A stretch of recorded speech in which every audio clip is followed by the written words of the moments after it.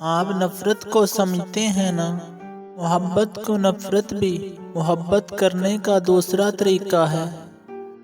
مرد کو دل میں رہنے کی عادت ہوتی ہے، وہاں سے نکل کر وہ کہیں بھی نہیں رہ سکتا۔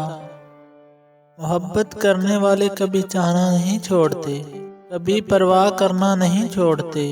اگر وہ بدلتے بھی ہیں تو بس اتنا کہ آپ سے اپنے حق کے لیے لڑنا چھوڑ دیتے ہیں۔ محبت کا بھی ایک المیہ یہ ہے کہ کم بخت اکثر وہاں ہوتی ہے جہاں اس بد قسمتی کی ضرورت نہیں ہوتی۔ محبت میں ناکام ہو کر مر جانا کوئی بڑی بات نہیں، ناکام ہو کر زندہ رہنا بلا شبہ موت ہے۔